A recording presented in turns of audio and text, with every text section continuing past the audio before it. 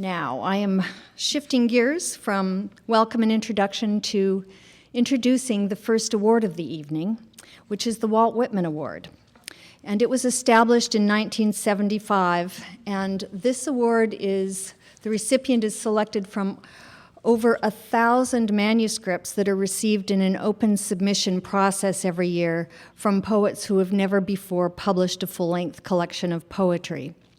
The poet's first book is published as part of this award, and the poet receives a $5,000 prize as well as a month residency at the Vermont Studio Center. And in addition, we distribute 5,000 copies of this book to the members of the Academy of American Poets. Marvin Bell, who was this year's judge, selected Carl Adamshick's book, Curses and Wishes, as the winner of the 2010 Walt Whitman Award. Louisiana State University will be publishing that book next year. About Adamshick's work, Bell said, "Reading these poems is like breathing fresh air. Carl Adamshick's voice is instantly engaging, a sophisticated ear, a continuous feeling for measure, a clarity of complex feelings, the tactile and the mysterious, emotion embedded rather than proclaimed, a subtle artistry." Please turn off your cell phones. It is refreshing to read a poet who feels and thinks from inside sound and sense. Carl Adamshick lives in Portland, Oregon, and his poems have appeared in the American Poetry Review, the Harvard Review, the Missouri Review, and Narrative magazine. He is also the recipient of an Oregon Literary Fellowship from Literary Arts. Please help me welcome Carl Adamshick. Well, first I'd like to thank Marvin Bell for choosing Curses and Wishes, and all the lovely people I've met at LSU Press. It's been great. But mostly I'd like to thank the Academy of American Poets for being here, being present, and being and having such a good-hearted, open dialogue with the world of poetry. It's truly a splendid thing. And I'm just going to read the first poem from the book. Oops. Even though you regretted sleeping with him, you didn't regret sleeping with him.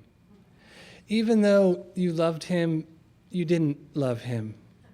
You were trying, even though you knew you weren't trying. You could see another world in this world, even though you knew there was only one world. The street is doing that thing to the moon I love. Birds have taken their paths through the trees. May happiness be a wheel, a lit throne spinning in the vast pinprick of darkness.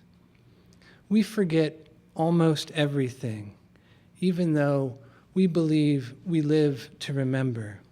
Oblivion and significance brush our bones, leave us weeping for strangers. May your secrets remain hidden in that beautiful place covered in suffering. I see loneliness as a shell of mottled smoke in a high nest of metal shavings. A cold autumn day without wind, the sun unfolding an ancient map on parched ground we can't read, even though our language comes from the earth. I felt the deep bruise of a sentence and wanted to eat at the banquet of silence. May betrayal be a way home, the coming back a burden of joy.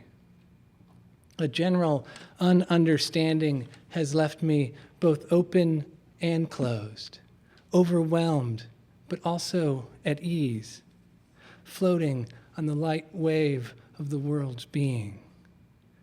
May the defilement of hope be a coronation. May you wear the crown of exile. May you forget what you hold dear. Life is and cannot be a failure.